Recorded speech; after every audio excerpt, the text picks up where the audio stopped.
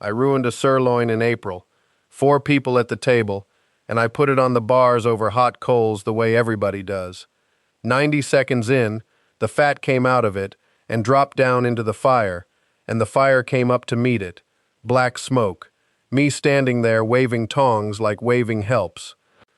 Looked fine from 3 feet away.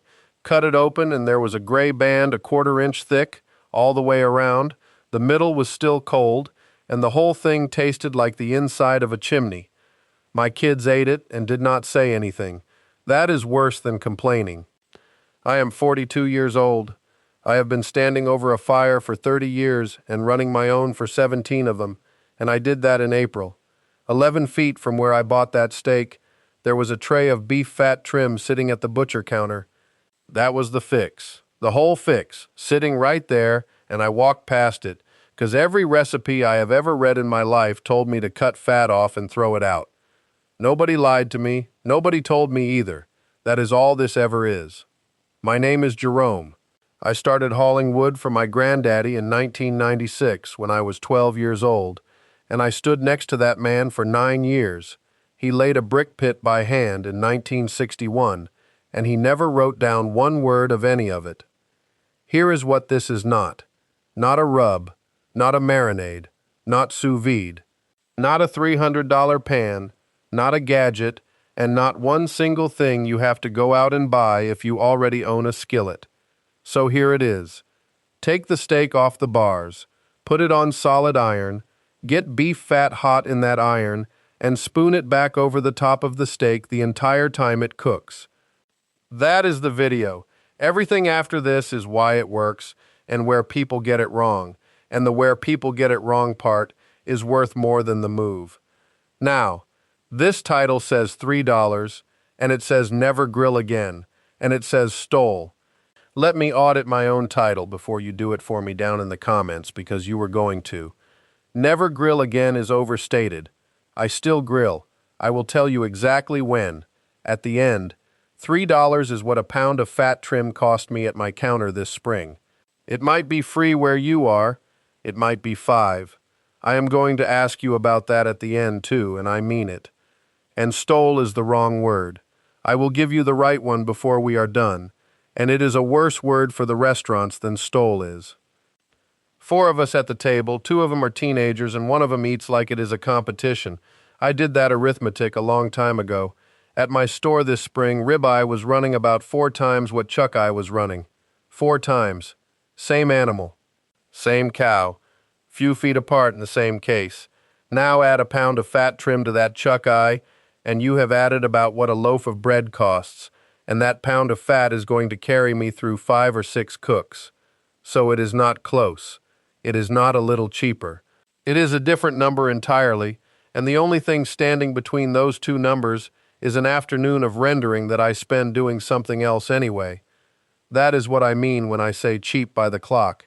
So why does the grate ruin it? Here is what is actually going on when you put a steak over open flame. The fat inside that meat gets hot and it starts leaving. The trade says render. You would say melt, and melt is the wrong word, because melt is what ice does. Rendering is fat letting go of something it had been holding on to. That fat comes out and it goes straight down, through the bars, into the coals, and fat hitting hot coals does exactly what you would expect fat hitting hot coals to do. We call that a flare-up. You would call it the fire jumping up at you, and honestly, you are closer to right than we are. Now look at what you have got. The fat you paid for is gone. It is in the fire. The fire is taller than it was. It is laying soot on the outside of your steak, and it is driving heat in from the outside faster than the middle can catch up. That gray band is not a mistake you made. That is the fire charging you for what you fed it. And then there is the marks. Everybody loves the marks. Those black stripes are the only place on that steak where anything happened. Look at what is between them.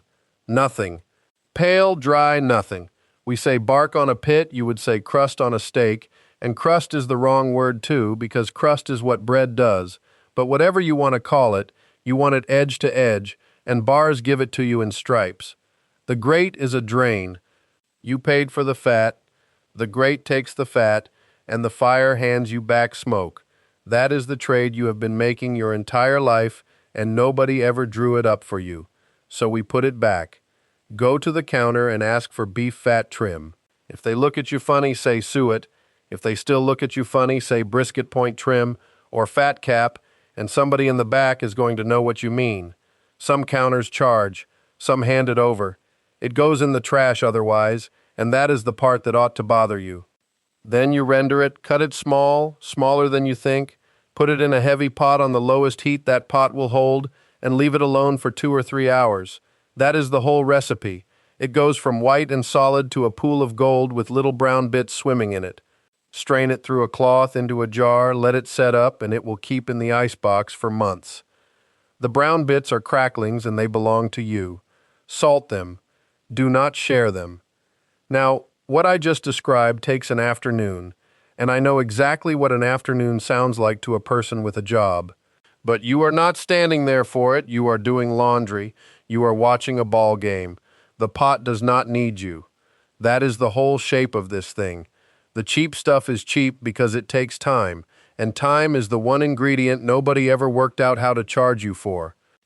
One more thing before we move. That jar you just made is tallow. That is all tallow is. Beef fat, rendered. Somebody gave it a name, and now people think it is something you have to go buy, and I want you to notice that, because it is going to come up again at the end of this video. And if you do not want to render a thing, buy it in a jar. It is real, it works, it is fine. Butter works too, though butter burns and you will fight it the whole way. Ghee is better than butter because somebody already took the burning part out. I am not standing here telling you it has to come out of a bin at a butcher counter. I am telling you that is where the $3 came from. The surface. This takes 30 seconds. Cast iron, carbon steel, a flat steel plate laid across the bars. The backside of a griddle. Any solid piece of metal that holds heat and does not let anything fall through it. Your grill is already a griddle and nobody told you. Set a skillet down right on the bars over the hot side, and you have got a solid surface sitting in a fire. That is all this ever needed to be. When my offset is already running, I put the pan straight on the firebox lid, because it is hot. It is right there, and I am not walking anywhere. Now, somebody is going to say it, so I will say it first. Memphis is a pork town. I know it. I cook pork. This is a pork pit. Beef came into that house on the weeks it came in, and it was never ribeye. Not one time. And this is what you did with it. So no, I am not the steak guy. I am the guy who learned what you do when the steak is the wrong steak. Because here is the truth about the cut. The cut is a variable. It is not the variable. Everybody in this business wants to stand you in front of the case and talk about which tray to pick, and the tray matters a whole lot less than they need it to matter. Chuck eye, flat iron, sirloin, hanger, tri-tip. At my store this spring, every one of those was running somewhere between 1/4 and 1/2 of what ribeye was running, and the reason is not quality. The reason is those muscles worked. That is meat that had a job. A muscle that worked has more to say than a muscle that sat there, and it costs less because it asks for handling, and handling is time, and here we are again. There is one thing the cut genuinely decides, though, and it is not marbling. It is thickness. A thin steak cannot survive this. There is no inside to protect. 1 1/4 is the floor, and 1 1/2 is better. Buy one thick steak instead of 2 thin ones and cut it at the table like a little roast. Feeds the same people. Salt it and leave it uncovered on a rack in the icebox. Overnight if you have got overnight, an hour if you do not. The trade calls that a dry brine, which is a foolish name, because there is no brine anywhere in it. It is salt, and it is time. A wet steak steams, and a steak that steams never builds a crust, and then everything else we are about to do was for nothing.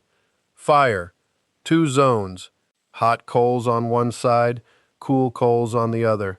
I am going to keep saying hot coals and cool coals, and I mean it exactly the way it sounds. Everything violent happens on the hot side. Everything patient happens on the cool side. If you have only got one temperature, you have only got one outcome, and it will not be the one you wanted. Pan goes on empty. Empty. Let it come up to heat by itself before any fat touches it. If you put the fat in cold and bring them up together, that fat has been cooking 5 minutes before the steak ever arrives, and it is tired by the time it gets there. Steak comes out of the icebox dry. Blot it if you have to.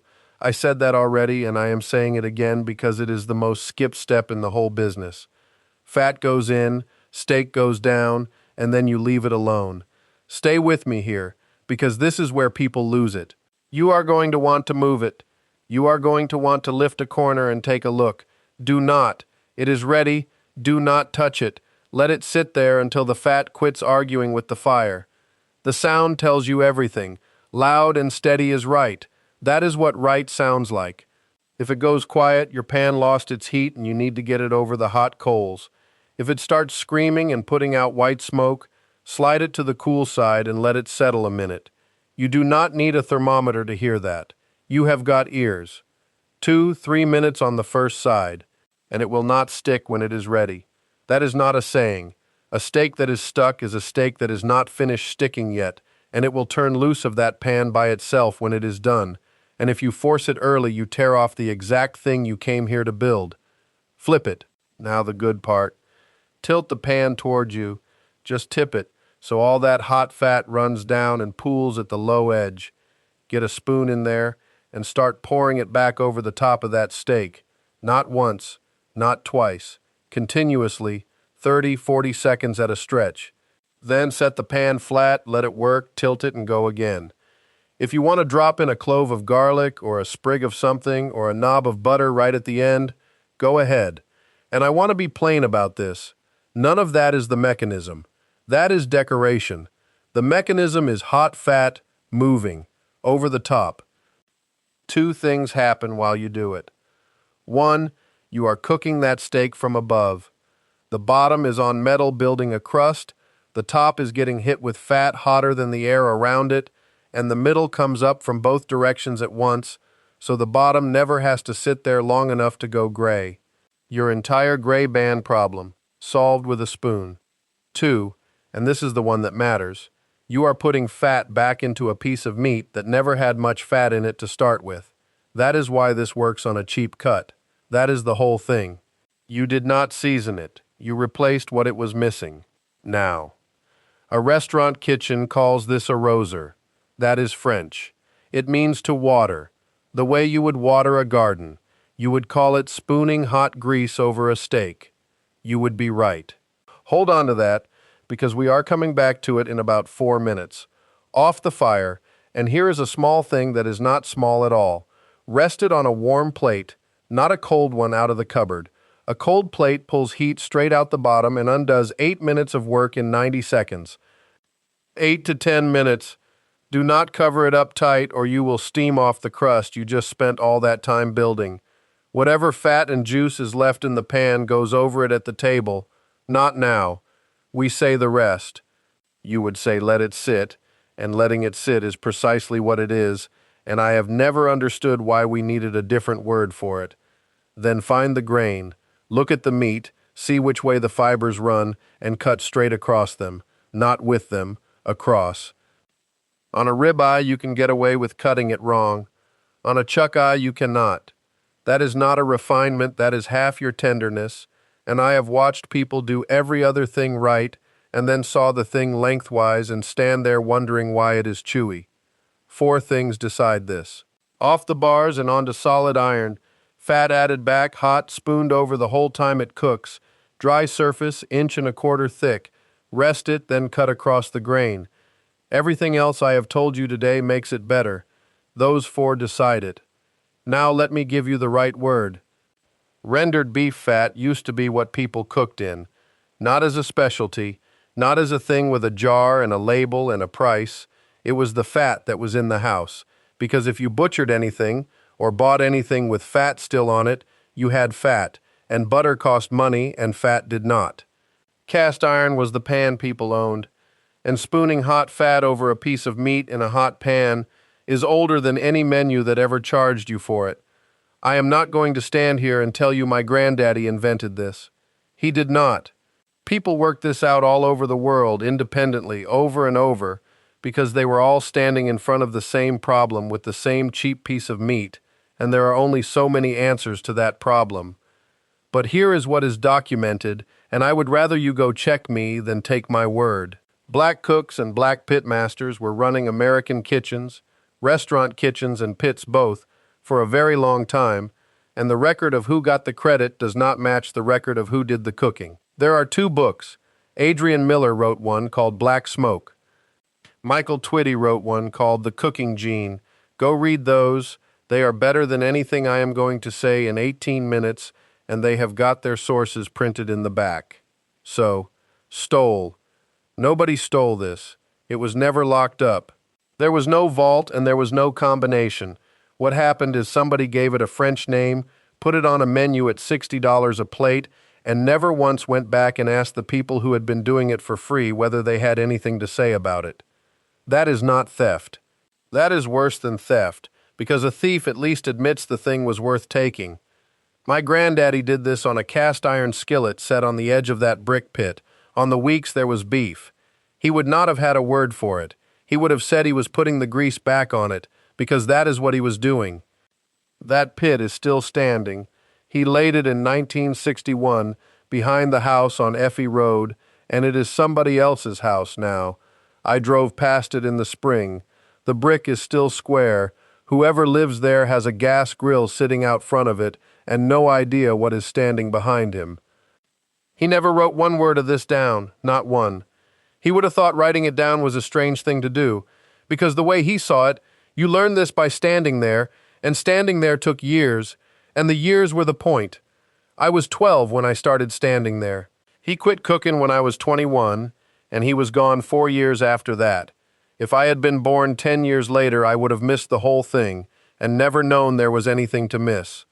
So I am handing it to you in 18 minutes instead of 9 years, and I still do not know whether those are the same thing. Here is what I do know. My youngest is 15, and he has watched me do this enough times now that I do not have to tell him anymore. He tilts the pan. Nobody taught him to tilt the pan. He just saw it enough.